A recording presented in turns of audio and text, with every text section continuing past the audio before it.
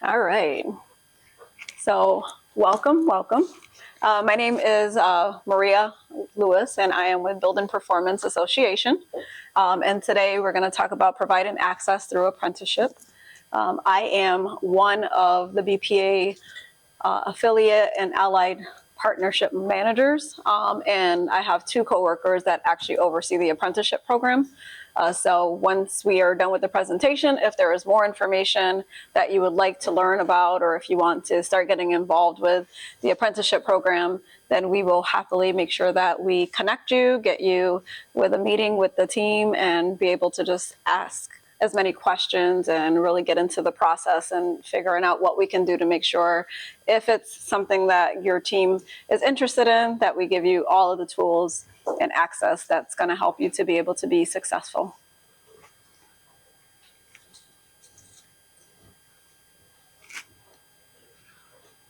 So that is me, Affiliate Allied Partnership Manager. I have been with Building Performance Association for 2.5 years. Building Performance Association has been doing conferences for over 39 years. And once I joined the team, we started and created a program probably a year before I started called State Outreach Team. And the State Outreach Team is going to do more hands-on work with the communities, with the contractors, with non-for-profits, private sectors, to continue to help build the workforce and to be able to do anything that we can to just make sure that any barriers that are stopping you from building the workforce or providing you the resources that you need to be able to get people certified or get credits or any of those type of things, that we're going to make sure that we eliminate as many barriers as possible and be able to make sure that we have some solutions, whether it's working together as a team, regionally or through the states, or if you're in a specific city, we work nationally. So we're always available to try to figure out what is the best solution for your team. We have the QR code. If you are not currently part of our membership, I would say to join us and you'll be able to get a lot of great information. Our membership is a basic membership that does start at free. And then if you decide that you want to join our membership and have a paid, you have some more perks when it comes to the paid memberships. But that is some of the things that we try to do. The Building Performance Association, we're a non-for-profit industry association. Again, that serves the hubs for businesses, nonprofits, government agencies, working to make all of our homes comfortable, healthy, energy efficient. And again, we work with over 20,000 members, partners, allied affiliates, in order to make sure that everything that we do together is for everything that's listed in regards to our mission. We keep the industry informed. So we work with the federal government. We work with the non-for-profits. We work with community agencies. I mean, there's just everyone that you could think of, the colleges, the trade schools, the residents, if we're trying to build the workforce. So we make sure that we touch on everyone, especially also the contractors. We advocate on the behalf of its members as well. So if the members are saying that, there are certain things that are happening in the industry and that you need some resources in order for you to be successful, then again, we work with the policy teams. We advocate when it comes to anything that's happening in the federal, state government as well, and just try to make sure that we're doing everything possible to, again, eliminate barriers. We have the events, which is our conferences. We have national conferences, regional conferences. We also have lots of webinars, social media information and posts. And so we do a lot of different things. Sorry about that. In order to be able to continue to advocate.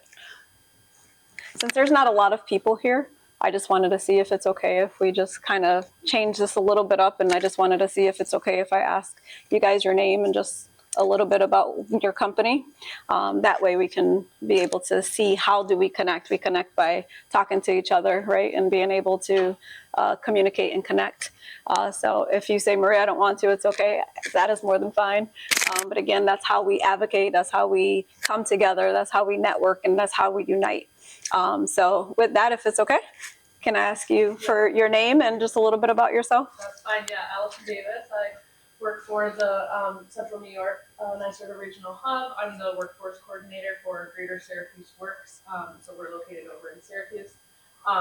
Greater Syracuse Works, we are like an organization that's a network of other organizations that provide direct service support to people trying to enter the workforce or maintain their job. Bless you. So we do the workforce part of the hub work. Perfect. Yeah. Well, thank you. And you have a conference that's coming up in March. Yep. Okay. Conference, and we're having a career fair at the end of March, and actually BPA is thankfully going to table there. So Absolutely. very thankful for that. And they are looking for more people to table. So again, that's how we connect, is just being able to talk about who we are, what we're all doing together, and connecting that way as well. And I know you were just placed in here, but if you would like to say who you are and a little bit about yourself. Tony Karpovich with True Energy Solutions in Rochester, home performance contractor. We do the shell and mechanical upgrades in homes, working through all NYSERDA's programs. Perfect. Thank you. Hello, sir. How are you? Hi, Mitch McCormick, Community and Economic Vitality Issue Leader for Coil Cooperative Extension in Jefferson County. So we're based out of Watertown. We're a part of the North Country Regional Clean Energy Hub, and been looking at different workforce development initiatives recently. So Perfect. Thank you so much. All the way in the back. How are you? Scott Oliver, I'm the program manager for the Power Plus program. Just interested in learning more about workforce development and apprenticeships. Perfect. Thank you. Hi, how are you? Hi, so I do the same thing as Allie, but I work at the Mohawk Valley Clean Energy Hub on workforce development, and well, I'm a NYSERDA contractor there. Awesome. So I want to come to your conference, and I want to invite you to mine. There you go. Connections. We'll talk more after. Yeah. Perfect. Thank you so much. Great, and I'm Lauren. I work with Communities for Local Power. I'm the Green Jobs Coordinator. There we do a lot of advocacy, local politics, and my workforce program where we hire local individuals to work with contractors to get paid. Perfect. And then most of them get hired after. Love so it. Hear about the apprenticeships in the workforce. Awesome. Great. I know you just walked in, Hello. but since we're a smaller class, we decided, to have some more interaction. If you could just tell everybody your name and just a little bit about your company. Hi, I'm Jose Avila. I'm with the United Way of Long Island and part of the Long Island Clean Energy Hub. I work with I'm a clean energy program coordinator and worked on workforce development, training, and working with contractors. Perfect. Thank you so much. And again, that's what it's all about, right? It's about how do we work together, because we all need each other one way or another. So we want to make sure that we're able to do that by connecting with each other and trying to figure out where are some great opportunities. So thank you for all of that. And you have some candy here later. So if you want to come grab some candy, then you have that access. And today's objective is creating a culture shift in the energy efficiency industry through the development and implementation of new and existing workforce programs, and making sure that they're inclusive while providing opportunities that intentionally reach the underrepresented population.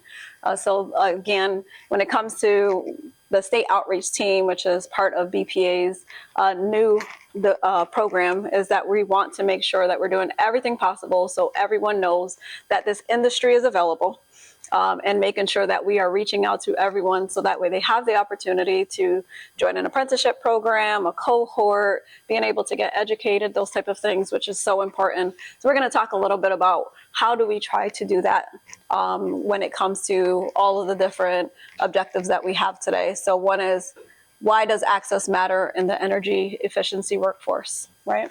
So we're going to be talking about that. How can you promote access in the workplace? How can you raise awareness and create a cultural shift? What barriers might you face and what are some of the solutions? How can you maximize workforce dollars, and what role do apprenticeship programs play? So it's a little bit about inclusivity, right? Belonging. We all know diversity, equity, and inclusion, and making sure that we all feel that we are included some way, somehow, and just making sure that we continue to serve the communities, making sure that everybody knows that we're available, and, how can we do that together as a team? Out of all of these objectives, is there anything that you would like to add in regards to if there's something that you're currently doing to make sure that your company is including these things currently in your programs and things that you've done in the past. Any shared stories of things that you felt were really empowering to your community. So how do we provide access to all? So we always talk about recruitment. Recruitment is really, really important because a lot of the times, how do you guys feel? How do you think a lot of people find out about apprenticeship programs or opportunities? What are some ways that you believe that people find these things, especially if they maybe never had family members in this industry, probably aren't in school at the moment or working in the actual industry yet? Through there, some of the career companies or career organizations in those, like Rockland County or whatever the county is. Okay, perfect. So more information shared by the county.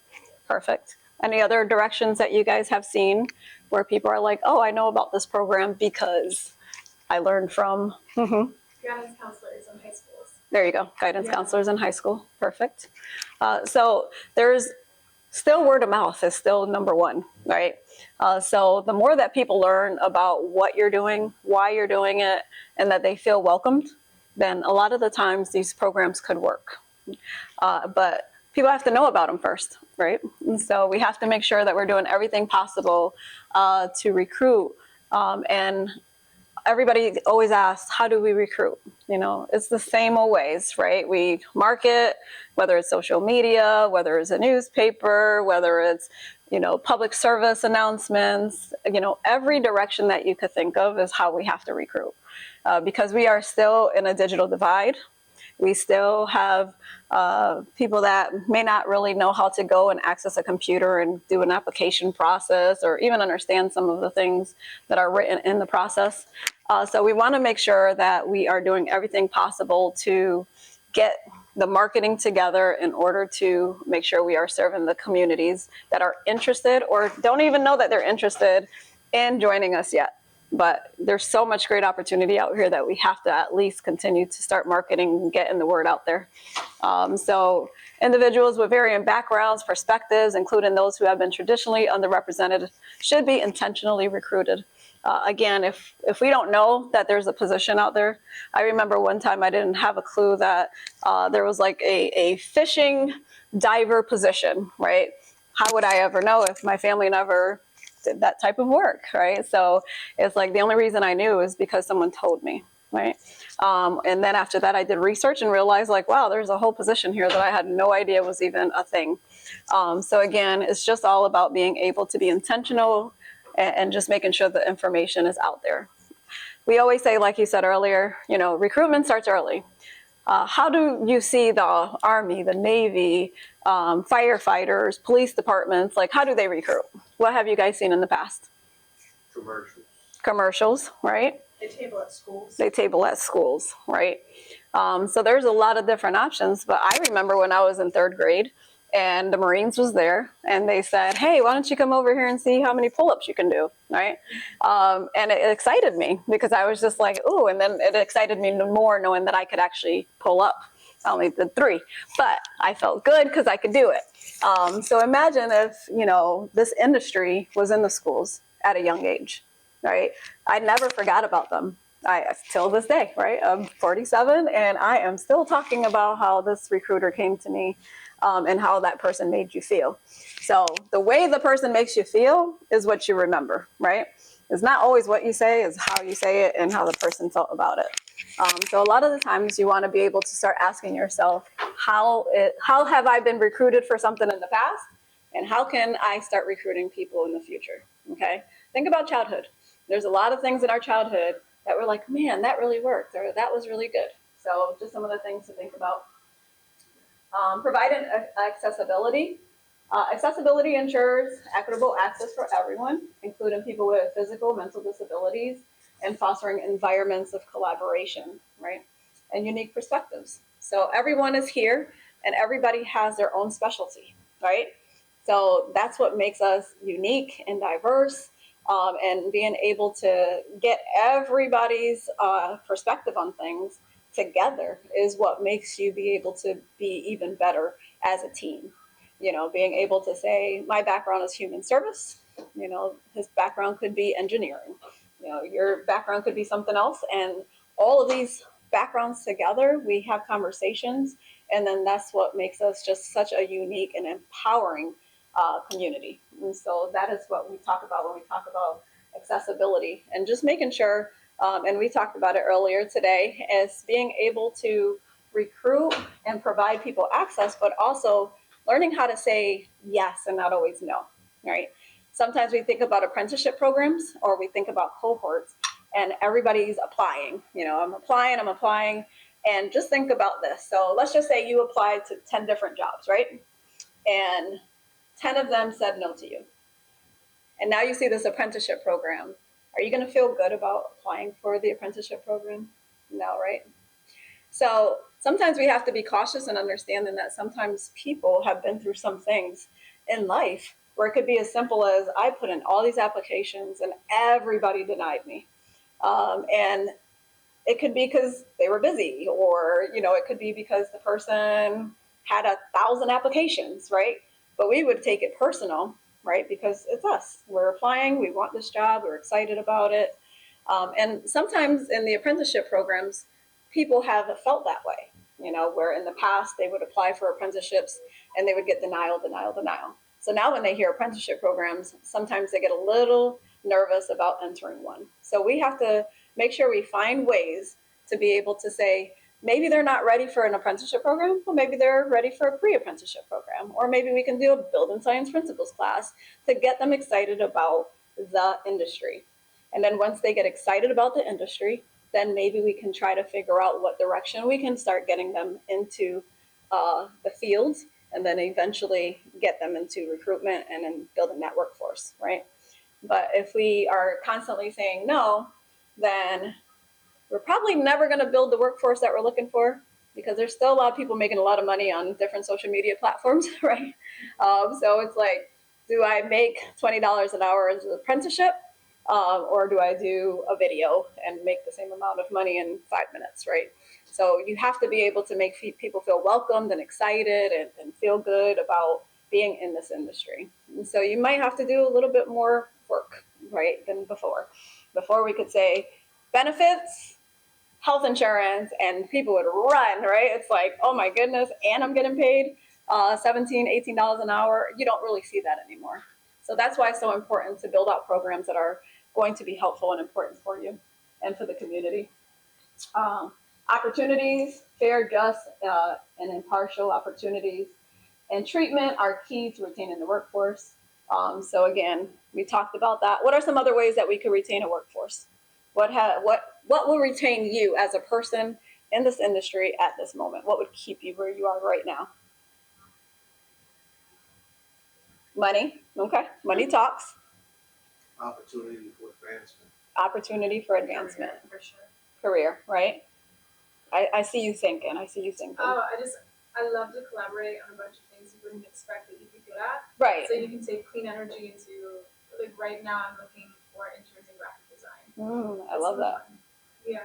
We might have to talk. I have a nephew that is all about that. But yeah, so, those are things, again, that are really, really important, is being able to share what people care about too, right? So I'm a Puerto Rican woman, and if I'm working somewhere, I want people to maybe even recognize things from my culture, right? If I have Latino Heritage Month, it's like, Maria, I want to taste your food. I want to learn about your culture. I want to be able to feel like a family a bit, right? So even things like that, things that are important to you, it's important for you to ask people, like, what's important to you? What makes you feel like family? What makes you feel welcomed and want to stay here? I hate when I say they say, but they say on some statistics that if a person feels like family, they will always stick around. If they feel wanted, if they feel like they can bring something to the table, if they have ideas and it's not always pushed back, then a lot of the times they have the ability to feel like they can dream and think about outside of the box ways to make things better. And that's really great. If we're talking about insulation, right? And someone has all of these great ideas about insulation, and we're like, oh, you don't know what you're talking about. Let's just push it to the side. You don't feel welcomed. You don't feel excited because you had that passion, and you might have something in you that may have a turnkey of a whole different product, and because we shut that person down, then they no longer are excited about it. They might leave, right? And not feel like what they bring to the table is going to ever really come to light. Don't mean that everything's going to work, but at least give the opportunity for the person to speak, try it, and see if it works, because it could actually create another solution for your company. And if there's anything you want to say while I'm speaking, please speak up. So this is interaction. It is okay. Belonging, a person's sense of belonging, of perception of accepting within a group or environment lead to benefits such as a more inclusive workplace and, again, increased activity and productivity. So we kind of talked based on that already. We always want to feel like we belong somewhere. If you don't feel like you belong somewhere, a lot of the times you're waking up upset about trying to get to this job, not excited about working. And I had a manager in the past, and she said, if you ever wake up and you feel like I can't stand this job, then don't ever come back to the job, right? And it's not because you just don't like the job sometimes, it's just the environment. So change the environment, you might change the perspective of what people feel about the job, okay? Again, access is important to influence residential energy usage in more homes. It's essential to have a diverse group of individuals collaborating. And again, getting everybody's perspectives, information sharing, collection of information is so important to make sure that we're doing the right things. And some things that happen, right? So we get adjusted to how we speak about certain products, right? Or programs. If I've been in the industry for 40 years and I'm just used to a certain verbiage, and then someone new comes in and it's like, listen to what I'm saying and how I'm saying it and just repeat, they're not really learning, right? Because I'll say, we're going to go and do some insulation and we're going to make sure that everybody's BPI certified. But we're not providing that specific information in regards to what does that mean. Then we're not really helping to be able to educate and really inform the community of what we're trying to do and what's the position and what impacts you're making when you're trying to, again, get a workforce together. So education is key, and again, letting everybody kind of understand and learn why you're doing it, what you're doing, how you're doing, and how it impacts the company, how it impacts their lives, how it impacts the residents, right? If we're talking about, we're building the workforce, and I don't want you to just go and put a sheetrock up and not understand why, right? I want you to know, like, you're helping this family to be able to be warm in their house. And when it's snowing and it's really freezing outside, I want you to understand how you are making an impact in this field. Does that make sense? All right. So current landscape of energy efficiency, the energy efficiency industry needs to be able to prioritize trainings that support and enable access to employment, businesses, especially for individuals that are underserved and underrepresented. So as we see here, the energy efficiency workforce is everybody that works in a house, period, right? It's a whole house approach. So we can't do one thing without the other. We need each other. But if you look at the gender, like national workforce versus regional, you got the male and the female. So, it just shows that we still have a lot of growing to do, right? Which is fine. And as long as we're continuously growing, even if it's 1%, 2%, it's all about getting the information out. So again, everybody understands that they are able to be in this industry is really, really important. So we like to provide all the statistics just to show that the growth is there. And we have availability to be able to make sure that we're reaching out so everyone knows that this industry is available. So these are all of the energy efficiency careers, that are available, and I'm sure it's way more than that. But you will see that some of these are now in colleges for people to get certifications. or certificate programs. Some are pre-apprenticeship programs, some are apprenticeship programs, regional apprenticeship programs, national apprenticeship programs. There's just so much information out there, right? So it's good to have these type of gatherings together. So that way, if there is something that you're saying is needed, it's a barrier in your state, it's a barrier in your city, then we can say, how do we come together to make sure we're eliminating that and being able to try to figure out who is the right person that will help you or the professional to make sure that you're building out what you need to continue to be successful. And if you're looking at this list saying, I'm not on there, just always let me know later. I could always change the presentation. Again, want to make sure you're feeling welcome. Active career seekers. So we talked about this a little earlier today. So again, these are just some of the people who, you know, we could recruit and we can say we are really interested in making sure that you know that the program is available, this industry is available, and that there is opportunity. This is one of the industries that I've seen such success. So I'm going to give you an example. I have a young man that works in Syracuse, New York, and he had never done HVAC before.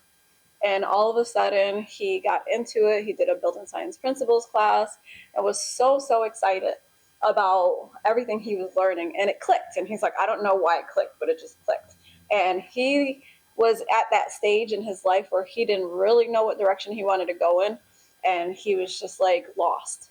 And once he figured out that this was an industry that he can be involved with, currently he has 6 trucks within 2 years, 6 trucks. He has a very large workforce, just collaborated, I think, at the end of last year with another company to merge together because he ended up growing so fast and didn't really know the business, the background of it as much. So he was able to connect with someone who was already in business for many years. And now he's given opportunities to so many people in the Syracuse community because of the fact that he got so passionate that he finally found himself, found something he loved, and something that he knew could help others if they also, you know, ended up getting the information and was able to get that click, that moment that said like, wow, I can do this job and I can do it well and I can help people. So those are some stories that I have many and plenty of. And so it's just important to share. And I also have another story about this young lady who I met in Puerto Rico. So we were at a conference in Puerto Rico. And this young lady was from Colorado, and she went to school, to a college in Puerto Rico, and they said, hey, we have a building science principles class that's going to be considered a credit for college. So you can take this during your summer, or you can take your summer off. So she was like, well, the more credits I can get, I'll just take the class. She didn't even know anything about the industry. She took the class. And then all of a sudden she's at this conference and, you know, she's just doing really great things with conferences over in Puerto Rico. And she didn't even speak Spanish. And she's just amazing. She's out there. And again, she said, I would have never thought that this was an industry for me. And then once she seen that it was and that everybody welcomed her and, you know, she just felt really good and passionate about it. She started sharing it with everyone. And now she's nationally just speaking about these type of great things that happen.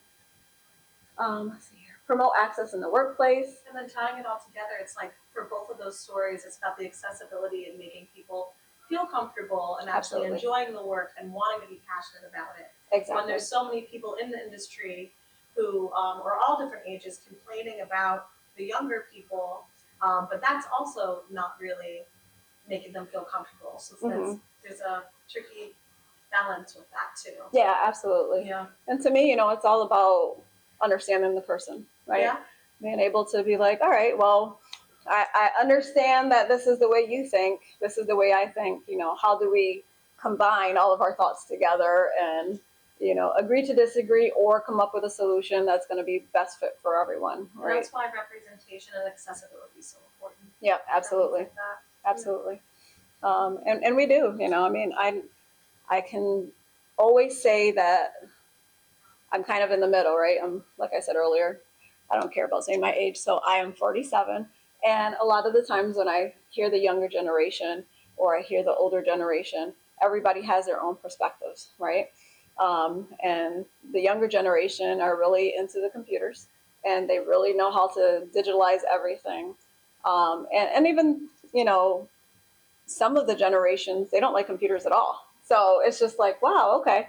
So you got to be able to market to everyone, even if they're older or younger, because some are great in the computers and some are not. Some still. So we also have to get to know people because we don't know what their background is, and we don't know, what they do know and what they don't know. And so it's all about getting to know each other. We can always judge a book by its cover, right? But once you start really asking questions and they're like, oh, where did you come from? And what was your background? Sometimes you're like, oh, wow, okay. Like, yeah, I was a farmer and, I raised horses and cows. And, sometimes it's just a natural human judgment sometimes, right? That we're just like, oh, wow, I would have never pictured you, on horses and doing other things. But, that's why it's so, so important to have the conversations, build relationships with people. You do not need to be people's best friends, especially your coworkers. But it's just about building awareness, and being able to make people understand that we are here. No one's perfect. No one has all the answers, and we only can create best answers together.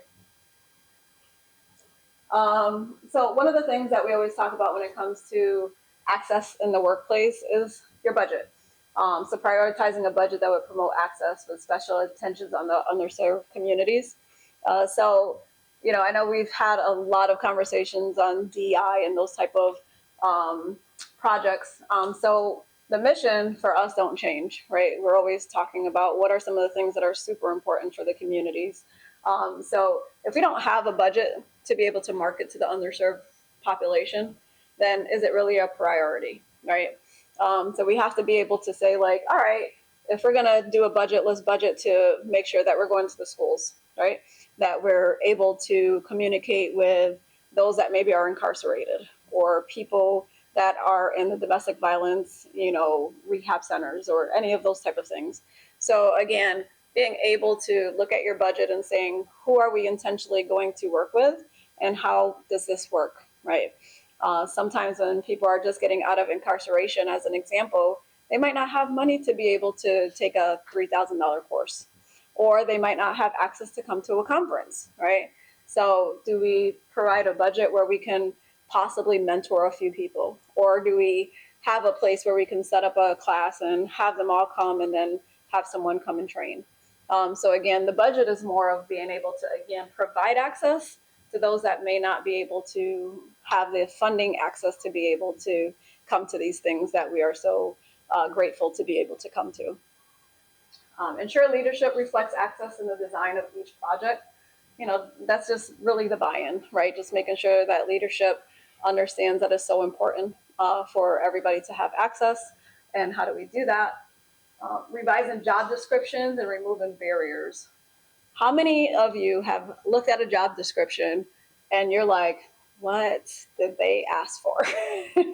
Right? And it could be a job where at first you've seen the title and you're like, oh, I could probably do that, right? And then you start reading the description and you're just like, I don't know half of the stuff that they're talking about. So a lot of the times that's a turnoff for a lot of people that are trying to get into this industry. So when we say revise or look at the job descriptions, it's more of being able to look at the job description and take out things that they can learn later, right? So that way it's not so like confusing or intimidating to the point where a lot of people won't apply because there's so much things on there that they never heard of. So if I'm a person I'm not part of the industry and I see all of this verbiage that talks about things that is needed for you to be part of the industry, I'm probably going to not apply, right? So it's just more about removing any of the things that might eliminate people from applying just for the fact that they are nervous because they're like, I don't qualify. And I can say there's plenty of jobs where people are like, oh, you would have been great at that job.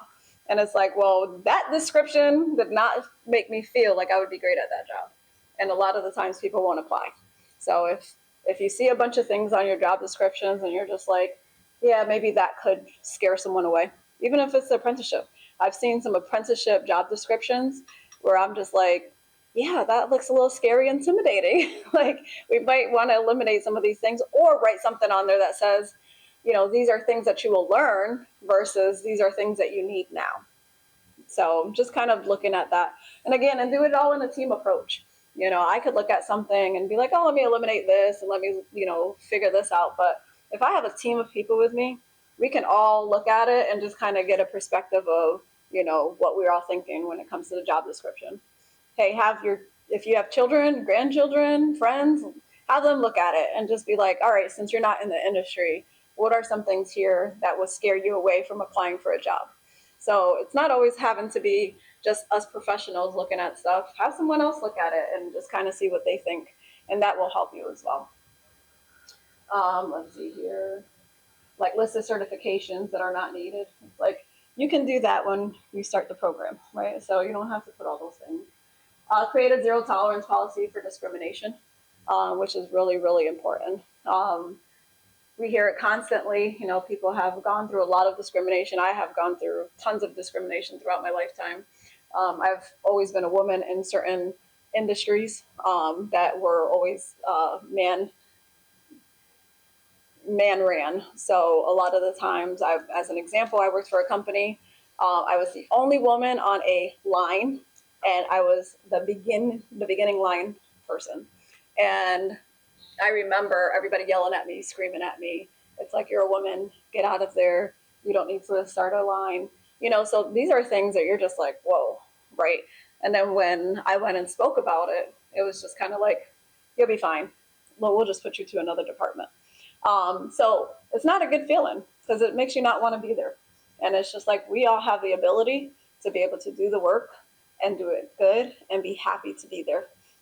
So again, nobody needs to go through any of that. And so we just work together to create a positive, happy atmosphere and just say, sorry, I'm not dealing with that with anyone. I don't care if you're CEO, CFO, middle managers. Like these are things that we have to learn how to start prioritizing. Implement quarterly awareness trainings with all staff members present. Trainings are important. It's even better when you have person to person, right? Where we're in person, we're having different conversations where we can interact, where we can talk, where we feel like we have a voice. So those things are important, and to be able to have different type of trainings like unconscious bias, right? Things that we all have, even if we say that we don't. It's like we all have it, right? We were all born different, we were all raised different, and we just want to make sure that everybody understands because everybody doesn't, and it's okay. It's all about education and being able to let people speak when they're having these trainings and making people feel comfortable when they're doing these trainings. Marketing, public service announcements, social media, word of mouth, partnerships.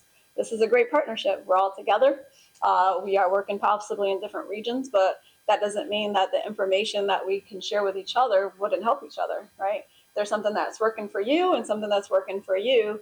But there's things that are not working for you guys, and you're trying to do the same type of work, which is build a workforce, and talk together, right? And build that information and gather and encourage each other, and just share the information so we could all be successful. Inclusion of entry-level training programs. Again, we talked about that earlier.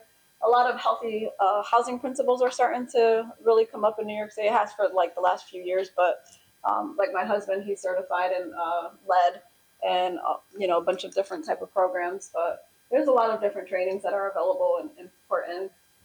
We have internship or registration apprenticeship programs. Again, encourage and sponsor training that provides a paid entry point into a career. No one really has time to go to school and not get paid, right? As much as we would love to be able to be in a program where we're able to get educated, people are needing to pay their bills. Rent is expensive, food's expensive, daycare is like a car note. So being able to provide access and information on how they can get some types of services. Have you all heard of wraparound services, right? Those are important. I created a wraparound book for Maine. Maine was a state that really didn't have all the services in one place. So I ended up getting a Job Corps Vista to participate in our program. And what she did is that she went and got service, is like lawyers, DMV, childcare, anything that is preventing someone from being successful. And then she created a manual in order for any contractors, any apprenticeship program, workforce development program, to be able to have this resource and give that to the apprentice and help them to be able to be successful. As much as we can say, oh, they just need to come to work, it doesn't work that way. Some people don't have a vehicle. So the reason that we had attorneys is because a lot of people did not have a license. And sometimes if a person has to drive to a rural area, then if you don't have a vehicle, how are you getting to that job, right? So we wanted to make sure that people were able to expunge anything that they could in regards to their records from stopping them from being able to be part of the program. And again, providing them the resources that are needed, because the more that we eliminate the barriers, the more successful the person and the programs would be. It doesn't work for everyone, but you just try your best. Let's see here. Financial opportunities, we talked about that already. Targeted scholarships. A lot of the conferences like this, they usually have some type of scholarships that's available to be able to provide possibly like one entry to a conference. That could change someone's whole life. So if you're going to any conferences, look to see if there are any scholarships. And if there's someone that's already on your team and you're like, man, I really just need to keep pushing this person, they're going to be great, find those scholarships and try to see if there's volunteer opportunities at the conferences, and send your best workers there. Because the more that you support them and show them that you are investing in them, the more that they're going to stay and want to be part of your program. We kind of talked about some of these already, but some things that you can do to promote access: host educational webinars, sponsor events, encourage employer resource groups. Employer resource groups, everybody's not very familiar with, but they are usually groups that come together, and it could be whatever different type of group. So as an example, it could be a group that is specific to LGBT. It could be a group that is specifically to vegans. So it's a group that wants to talk about things that are really important to them in a specific topic. So a lot of companies for years have created employer resource groups where the company would give the teams an hour or two before, after work, to be able to just kind of talk about how to implement something that's important for them in the industry, and to feel, again, heard and encourage them to do things that might be a little bit different than what you would do on a day-to-day basis. But encouraging good communication, cultural beliefs and backgrounds, having flag ceremonies. I used to do something called Maria's Spanish breakfast, and I would have the company's chefs create a Spanish breakfast.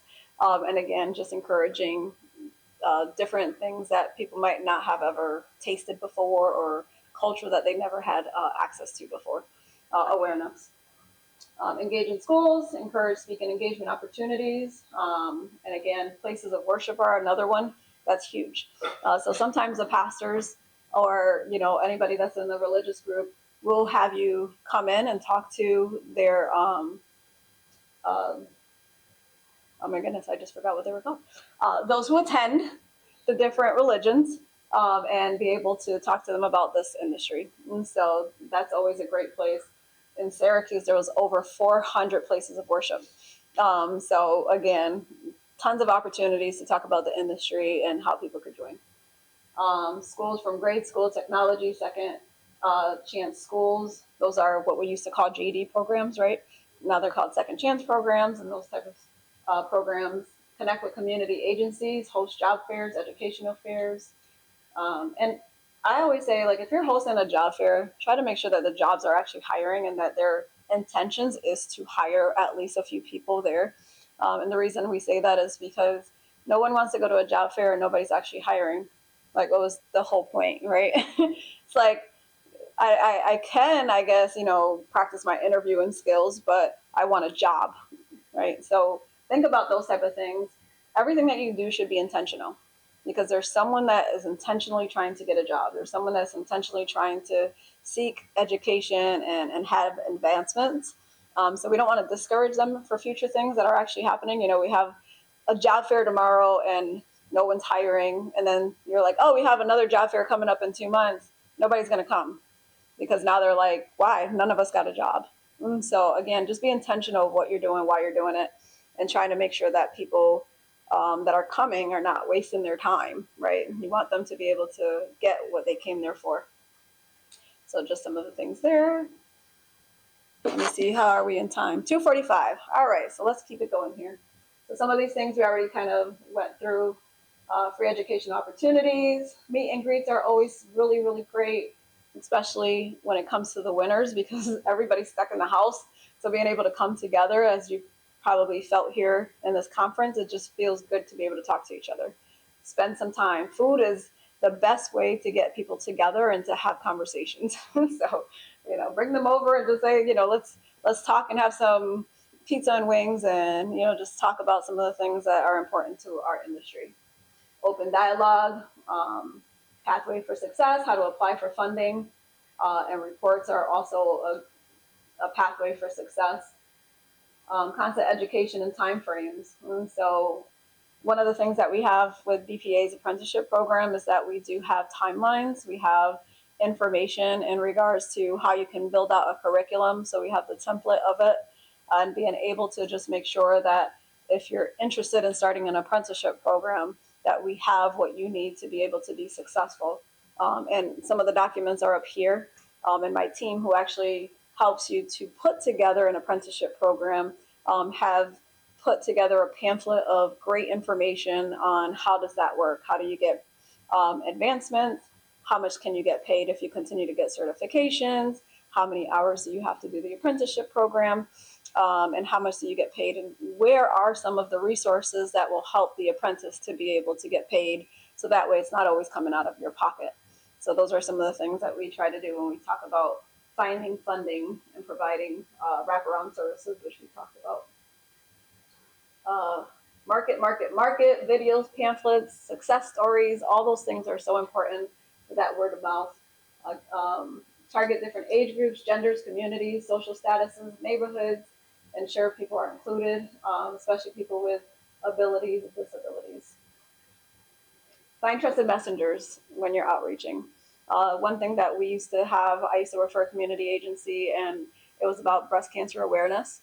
And we would have 3 people in a complex that would be considered the trusted messenger. So when anybody had any type of questions, they didn't have to come to our organization. They can go to the person that lives in the same complex as them to ask these questions, and they would give them the resources, information, and they would be the ones reaching out to us if there's questions that they couldn't answer. So find someone that's a trusted messenger in the areas, and they could be your best recruit, but just make sure you pay them. Everything that we try to do is we try to make sure people are paid for their services. That's how people feel like they're part of the team. Support small businesses is super, super important through the apprenticeship programs, mentoring.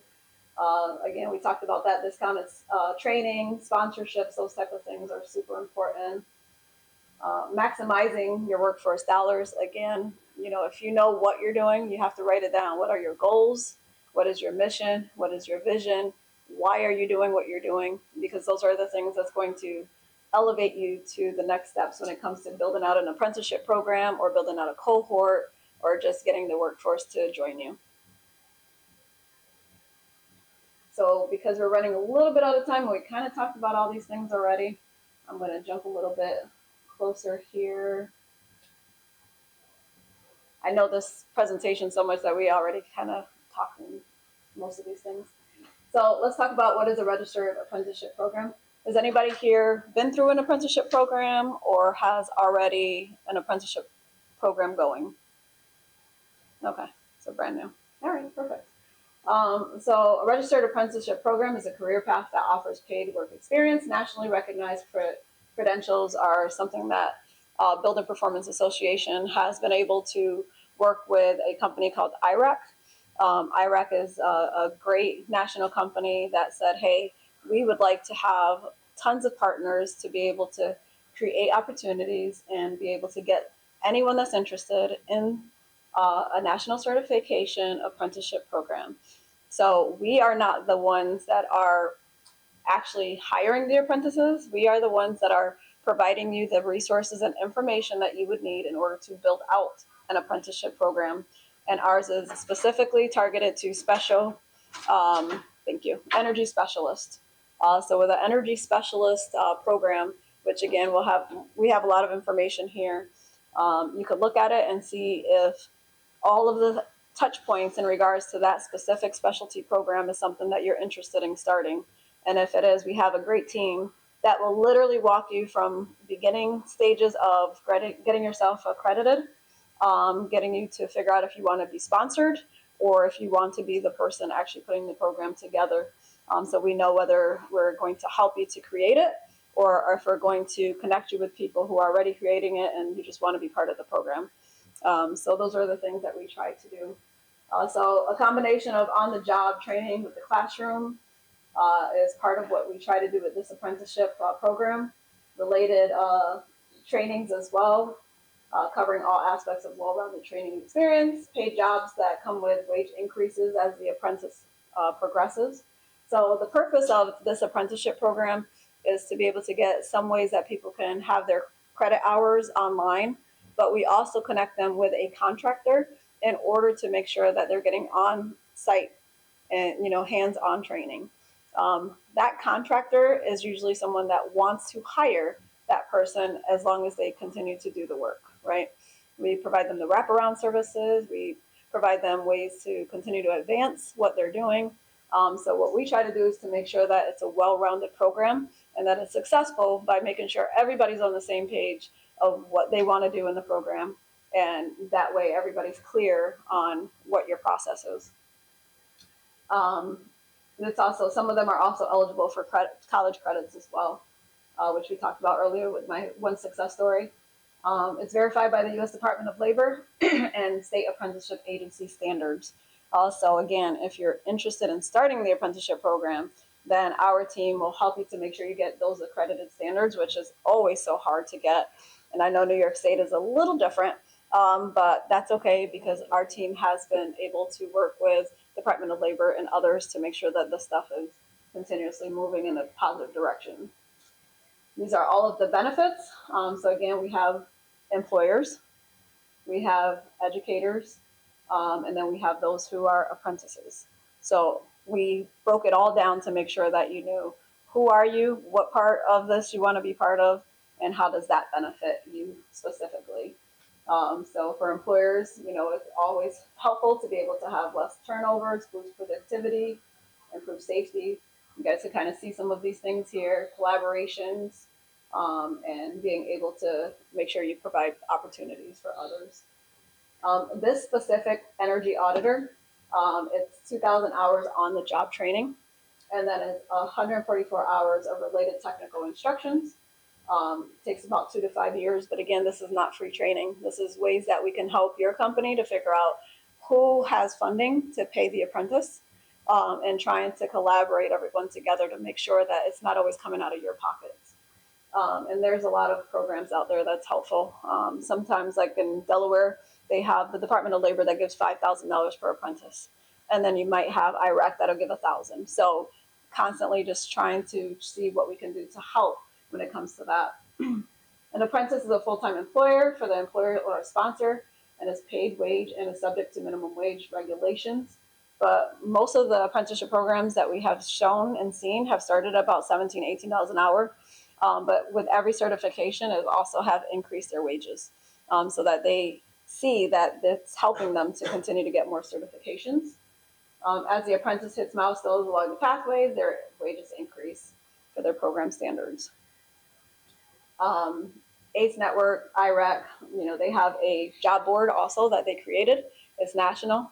And what they do is that they try to make sure that contractors know who's looking for work, where the apprentices are, those who are interested, and then we're all finding a way to collaborate all these services together. So again, lots of information that I have here. What time do we have? All right, we're going pretty good here. Outreach and education. So on Building Performances Association website, we actually have a page that's dedicated for the apprenticeship program. And again, it'll say do you want to build an apprenticeship program? Are you an employer? Or are you just an apprentice? And then if you choose one of those three directions, then it'll tell you what your next steps are. If you want to build out an apprenticeship program, it'll ask you to fill out your name, your email, and time that you're available, or you can do that with me today. And then we can set up a time for my team to be able to meet with you and go into more details in regards to how to build this out. Lots of tools, lots of resources. This is some of the things that we help with. So a lot of different processes and just making sure that we are here to build out a lot of the things that sometimes even the admins don't have time to do, right? Because it's a lot of paperwork. Sometimes it takes a lot to even get accredited. And again, this one is national, not regional. So this is a national accreditation that you would be able to receive. So those are some great things that we try to do to make sure that it is successful. Just talk about the financial assistance of it. So again, there's lots of incentives out there. Sometimes up to $40,000 per employer, depending on how many apprentices they decide to create. And then $1,000 from the ACE network, which is also IREC. And then again, constantly looking for ways that we could build that out and get everybody the access that they need for the finances.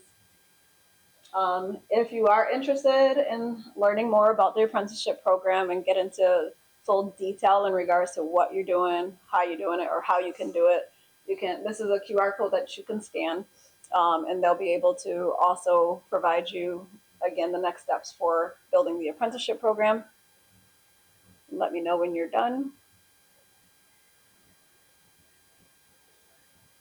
Perfect.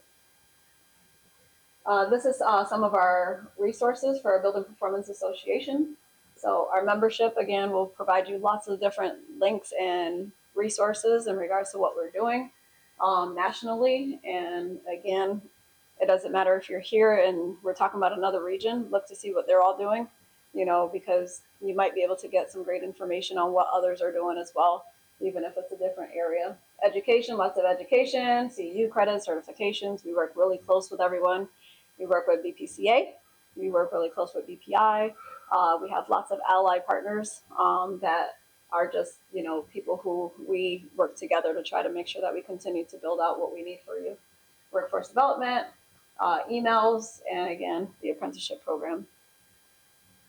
In some way, somehow, we got through it with 3 minutes left. Any questions?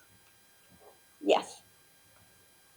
I think it was brought up earlier that there are many employers that do not seem very motivated to create a diverse workforce, many times because they might not see the benefits and or they might not appreciate the challenge that they're facing when they think there's a limited workforce available, but they are likely not tapping into diverse workforce sets, which is their own risk factors that they're trying to balance. Right. Do you find there's any compelling messaging or things that have been uniquely useful in trying to convince people about the benefits of seeking out diverse employment opportunities for their own organizations, especially small energy efficiency and electrification shops that are pretty averse to some of the risks of trying to work with these people?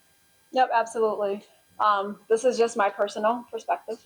I can say that feelings is the one way that I can open people's minds, right? Because sometimes you are so stuck in your ways that no matter what anybody says, it's like, this is the right way to do it. And I am not leaving my comfort zone, right? Because it's all about comfort.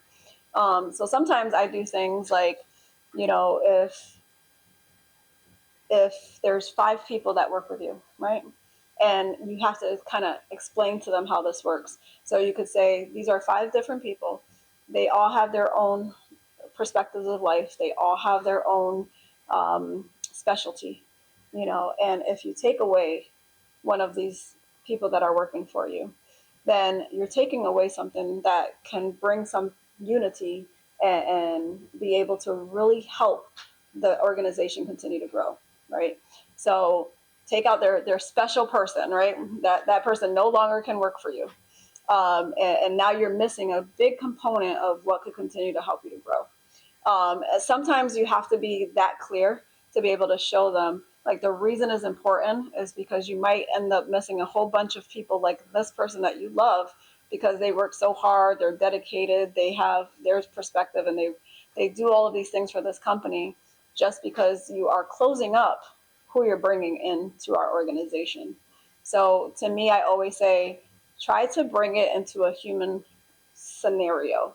Whatever they love the most, find a way to take that away and say, how can you continue to grow this business without this person being here? And, if you do not allow people to come in, we'll never be able to grow and be able to see how everyone brings something to the table. And really quick example, I used to play a game with the candy where I would give a candy to every other person. And then those who did not have candy, I would say, please stand up and tell us, what would you bring to the table if you were in this company? And everybody was like, I'm an engineer, I'm this, I'm that, right? And they are all specialized in something. And then I told everyone that had candy, you missed those great opportunities, because all of the people that stood up and didn't get a candy didn't get the job either. So now you're missing out on these great people that could have been in your company, bringing their perspectives, their specialties, and all those great things into the company. So sometimes it's all about constantly education, and sometimes you have to do it little by little. It could be a training of unconscious bias. It could be a training of cultural diversity. It could be the candy game. You never know what can open their eyes, but you just keep trying until they do try to open their eyes. And if not, then you continue doing what you can to reach out to the underrepresented communities. You're welcome. Any other questions? Or are we done? Let's see here. Oh, yeah.